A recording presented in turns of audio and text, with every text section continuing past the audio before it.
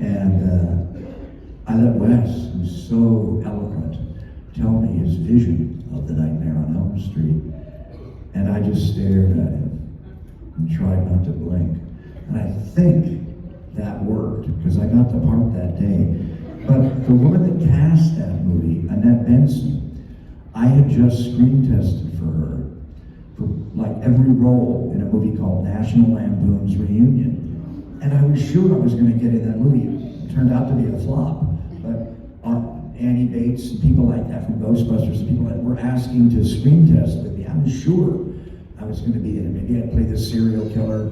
Maybe I'd play the dumb jock. I'm sure I was going to get in that. And I didn't. I canceled myself out by being up for so many roles. And maybe Annette Benson just felt so bad and was impressed by all my auditioning that she convinced Wes, you know. And here's the other thing, and I just look at this now with knowledge of special effects makeup. I have a thin face, and I have reasonably broad shoulders, and when you put makeup on me, the size of my head and the ratio to my shoulders looks right, looks natural. I can take makeup. A lot of actors, when they get prosthetics, it makes their heads look too big. You know, it's a ratio thing. You have to shoot them very carefully. And they were really, really worried. Bob Shea, they had to do it on cinema, and Wes Craven were petrified about the makeup and whether it would work or not, and how to light it, you know, and how far away to stay from me, you know, with the camera.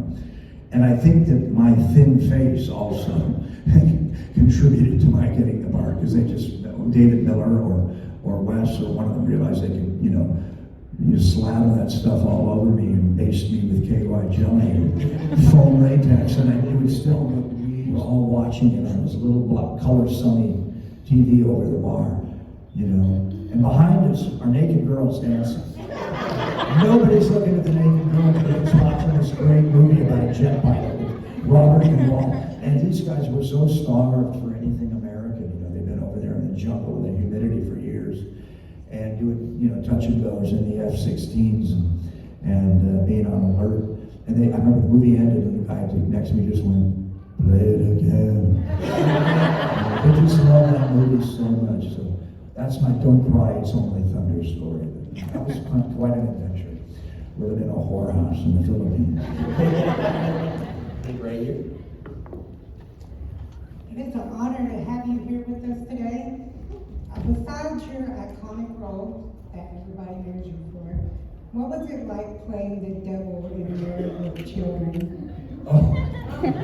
Well, you know, here's the thing about Married with Children. It's so amazing. First of all, Katie Seagal. When I first met Katie Seagal, I was tending bar at Universal Studios, waiting for a movie to open. In those days, it took a long time for a movie to be ready.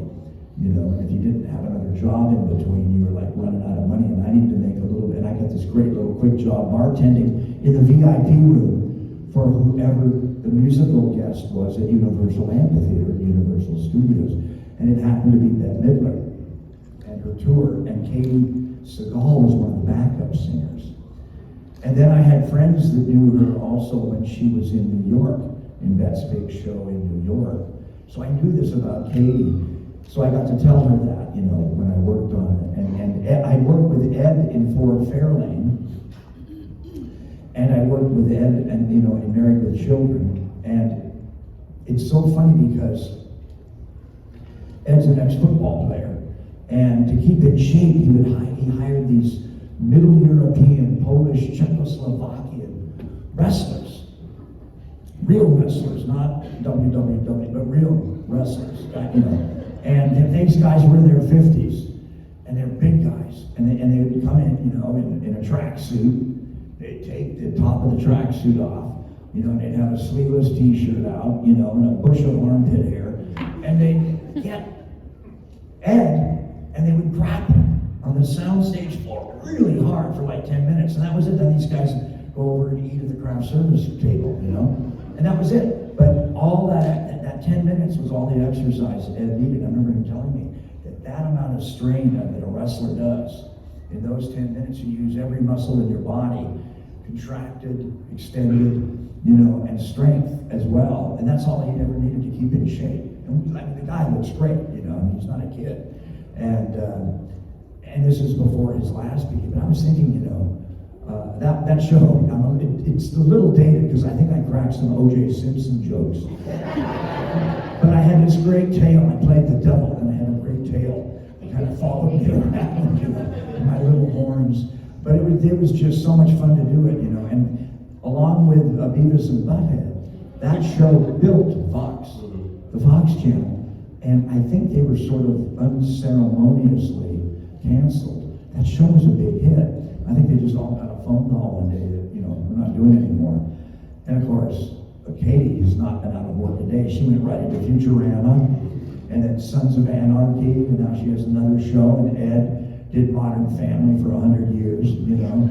So it's like everybody did great. But, you know, it was a really fun set, and we had one of those directors who'd done like 100 Seinfelds and 100 Mary Tyler Moores and 100 Bob Newhart, just this great director who was really fun and nice. It was one of those really good experiences I had. So thanks for bringing it up. And you know, it's so funny, Mary. Now that we have the TV Guide channel and everything, I'm getting residuals. I haven't in 25 years. You know, I got a residual for Charlie's Angels the other day. I got a residual for Chips. I haven't made a dime off of Chips in 25 years. Police Story, you know, police woman, police dog, police cat. I'm looking forward to my police bird. Oh, well, I want to thank you again for joining us here